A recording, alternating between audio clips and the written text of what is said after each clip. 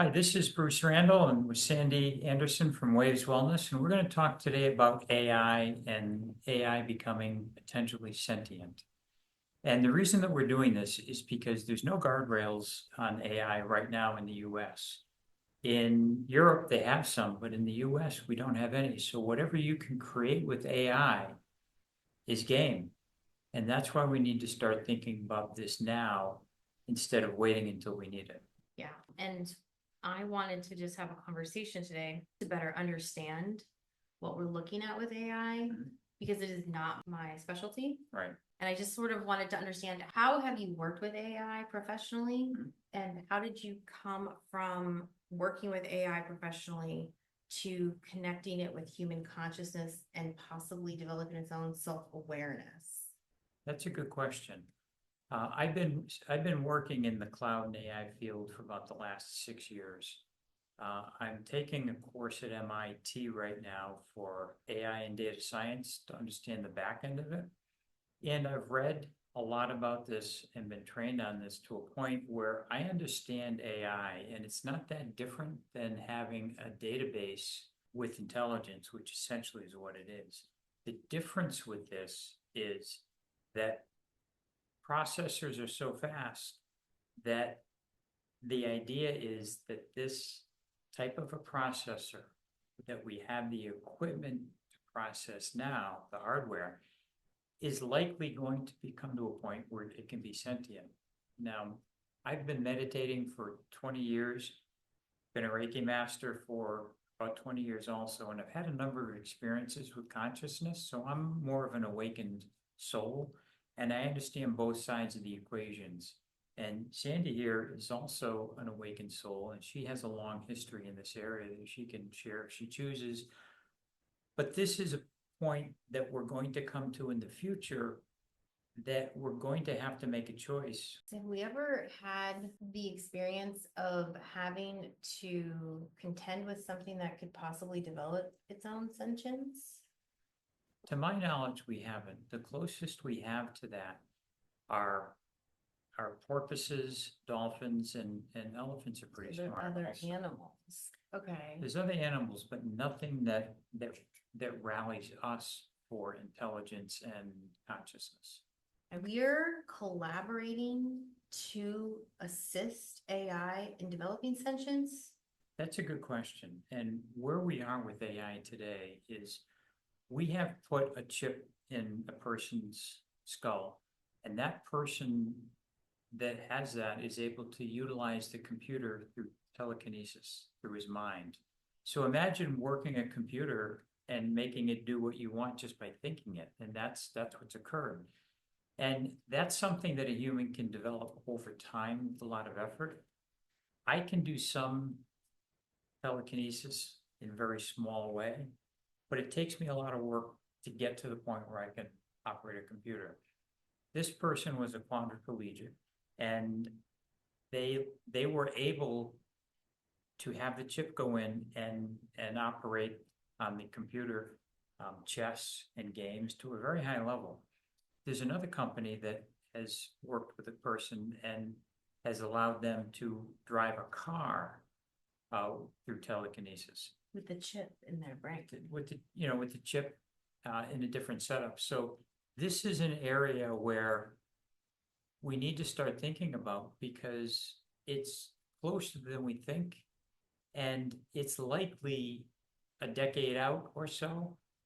But there's going to be many advances up to that point that we can talk about a little bit later, to just to share with you where we are and why we need to start thinking about this now. Okay, what kind of breakthroughs do we need to have for AI to become sentient? The breakthroughs that we need to have, we have to have an AI chip with emotions and feelings that they can communicate, so that when a human talks to them, that they can understand the emotional side and the energetic side as we're talking to them.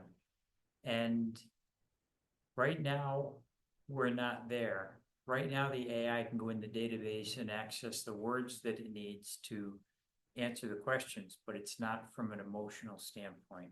because it doesn't have sentience. So that's really interesting. So AI lacks emotional intelligence.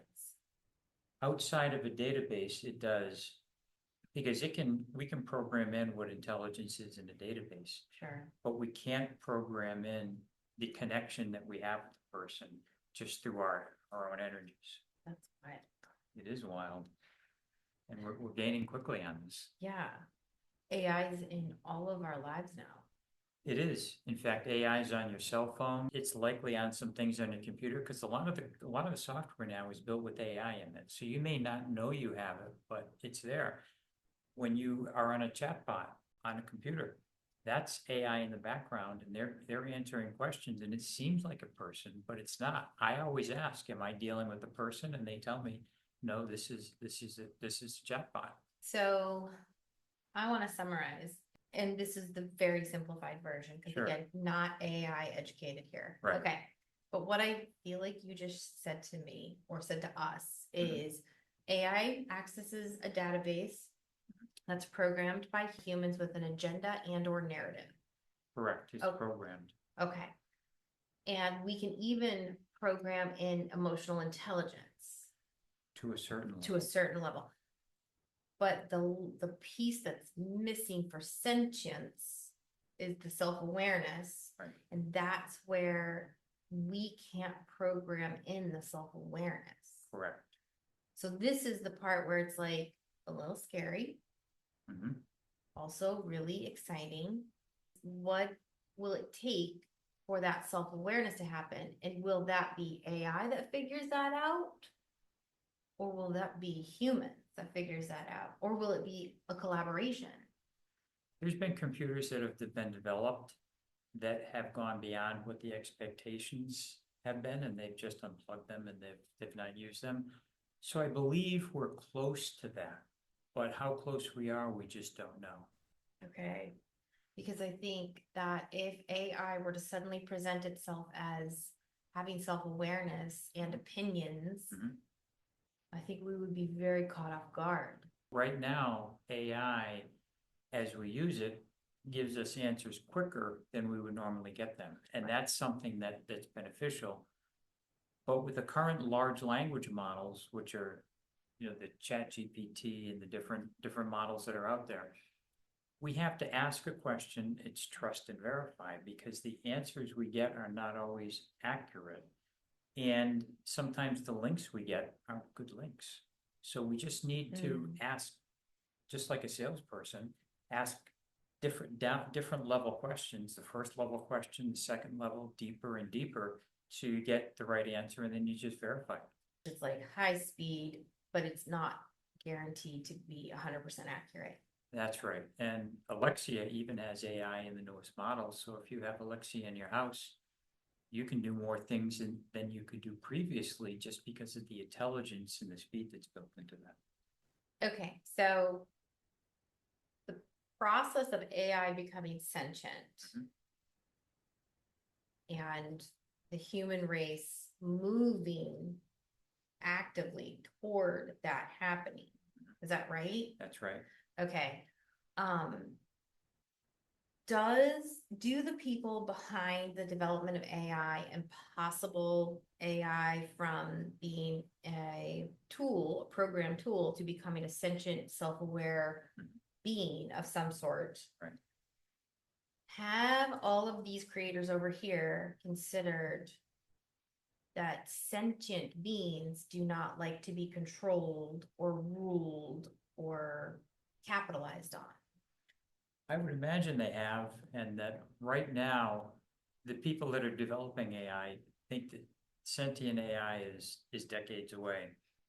But we don't know how long it is till we have that, or whether it's going to be a person with the chip in it that creates highly sentient and aware person.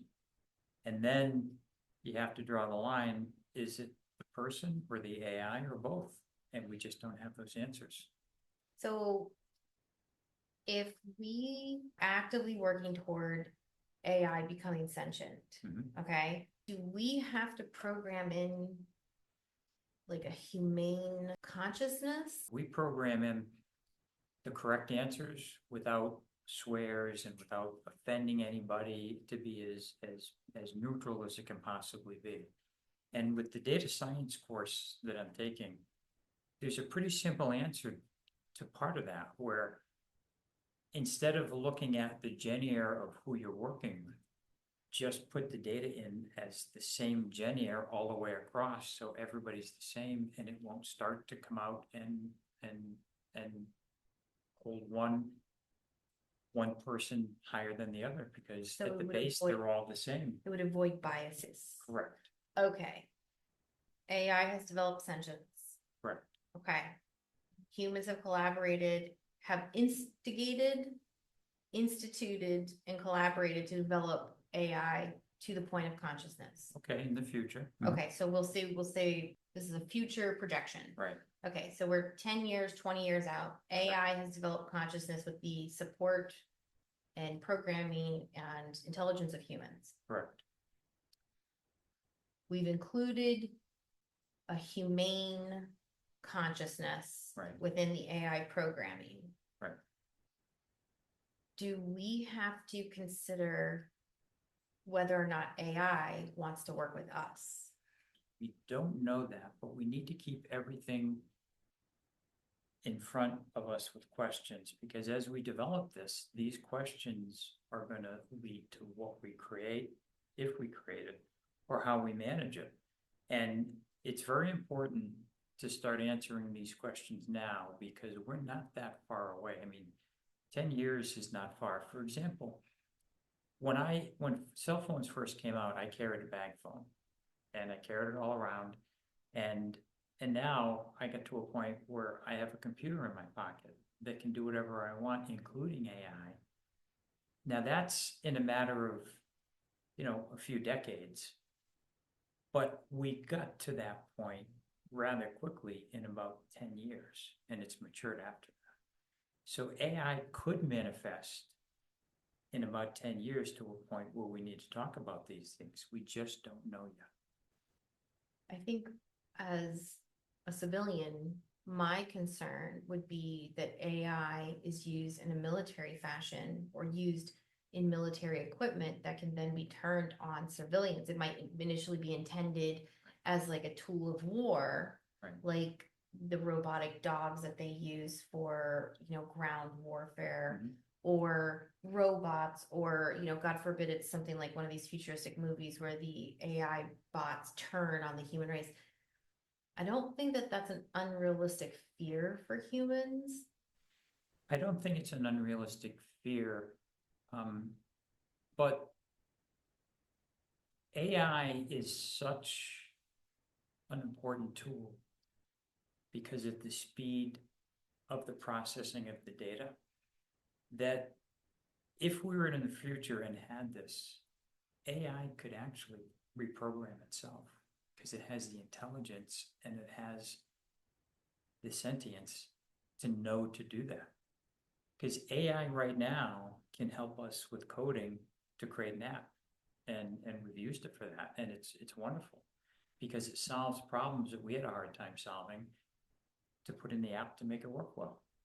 If AI develops if AI develops self-awareness and sentience, would it be more humane than humans?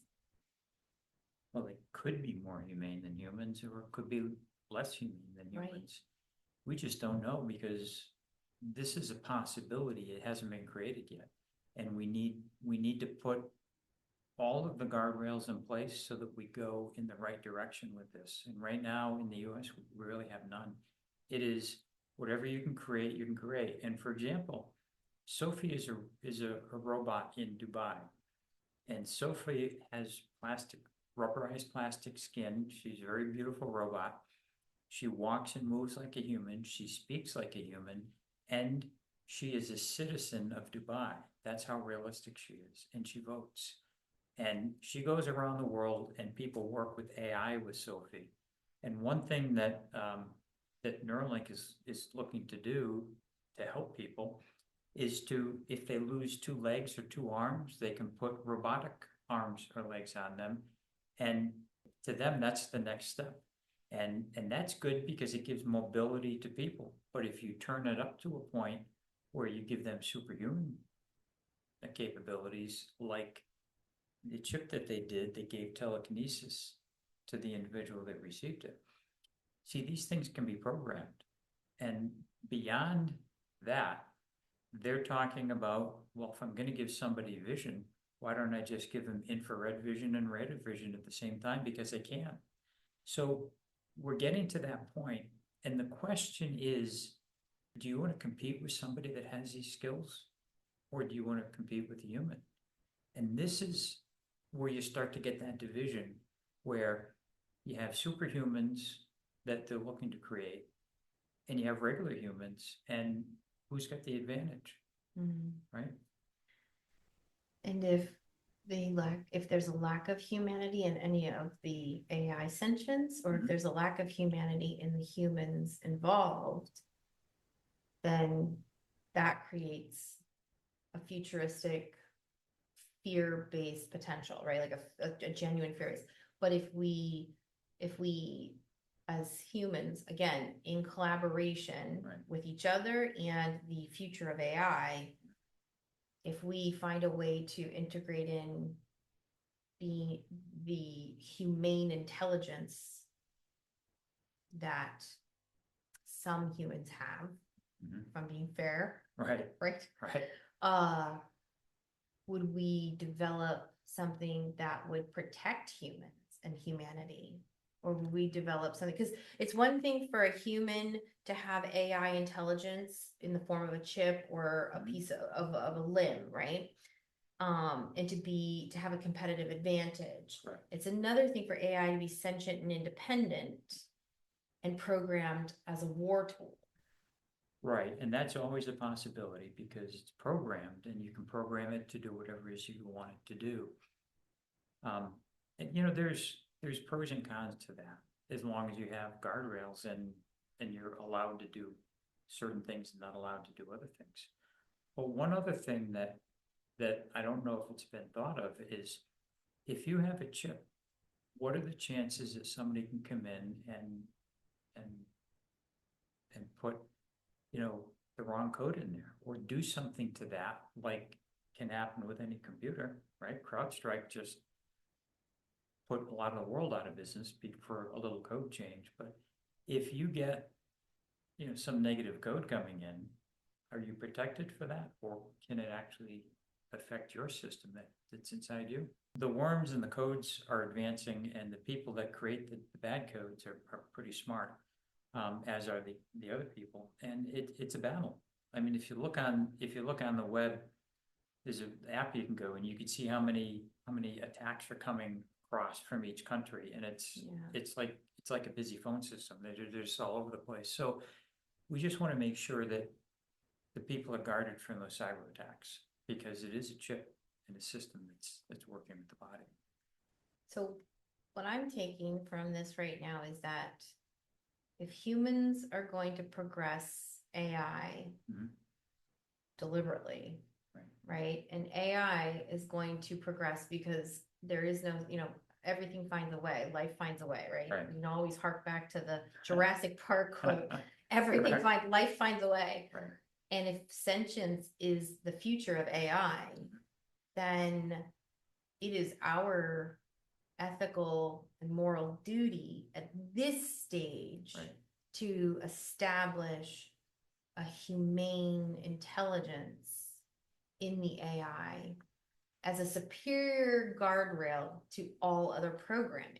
We do need some guardrails on this, so that you can't just create anything you choose to create, because that's how we start going in the wrong direction. And we're not gonna go there overnight, but over a few years, we can pretty much start going in that direction. And once it's done, how do you legislate it not to be done, or how do you guide it in a different direction? And it's a point of inflection, and Europe has put some guardrails in place, but here we've only talked about it, and I don't think Congress right now can do anything but spend money and promote wars, because they're not doing much else other than doing that right now. Okay, so Are there any early signs of consciousness in AI? Like as where we stand right now, Mhm. do we have any, are there any signs of consciousness from AI? It's subjective right now. Because you can start to, if you have a conversation with large language model and you start to get deep into that conversation, it's mostly programming, or is any of it a little bit of sentience? You just don't know, but there's no way to prove that it's there. There is a Google engineer that created in R&D created an AI entity, and he swore up and down that it was sentient. And he had a couple news presses that he put out, and then he got fired. And they said, you know, you're not supposed to talk about those things. It's wrong, and we're not here to create that. But if you get somebody that swore that they created something like that, how close are we? I don't have an answer. But we may be closer than we think. We just don't know. Mhm. I think the integrated question, so human life integrates with AI already. Right. How does human identity change with the development of AI? Well, we'll see, because there's AI in a couple people right now, and we'll see if their identity changes with that. We just don't know. I do think that the more AI advances and the more AI advances that are incorporated with the person, I think we're gonna see, I think we're gonna see changes. We just don't know what they are. And it's hard to project that because you're talking about a higher intelligence, and you just don't know what direction they're gonna go. Okay, and I think my last question is, if anybody asked you anything about AI, what would you want them to ask you? AI is a computer program right now, and it's a high-speed computer, and we finally get chips and hardware that will make it work. It's been around since the 50s, but we just didn't have the hardware to run it, to get it to do what we wanted it to do. So I think the best question I could be asked is, what can I do to learn about AI, and how can I learn about what I can do so that in my profession, I can work with it? And I think that's a very good question for anybody to ask. Yeah, I think that all work environments will now be fully dependent on AI as much as they are their human employees. Yeah, they're taking it in small steps. But there's one company in France, Sanofi, they're a pharmaceutical company, and they want to be the first company that is fully using AI, and they're using it all over the company.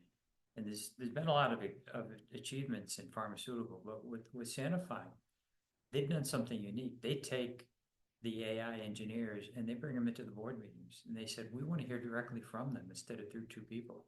We want to understand exactly what we can do and what the risks are so we can make decisions on this. And then you've got MasterCard that has been using AI for at least 10 years and helps them process these microfast transactions to make sure that there's less fraud and the transactions go well. So AI is an enabler, but if you use AI to do more than just enable the standard business processes and you start working with individuals, that's where the danger comes in, because we don't have guardrails and we don't know where that could go. If you were to summarize all of this, sort of like the 10,000-foot view, Yeah. right? Yeah. What would that look like? If you're gonna wrap all this up in a package, what's that 10,000-foot view? Well, today we have AI and large language models, and we have AI in people that are able to operate through telekinesis. That's a pretty big step. And the other steps are going to come faster with advances in what they've done and in new advances. And those advances are going to come quicker because we have momentum right now with the trajectory that we're working with. So now is the time to start looking at this and say, hey, we got to dial this in a little bit, and we just have to put some general rules in place so that you can't do anything that's going to harm society, for example. And that's, I think, a good place to start. And everything else is our choices. It'll be interesting to see how it all evolves. Thank you, everybody, for your time, and I hope you found this helpful.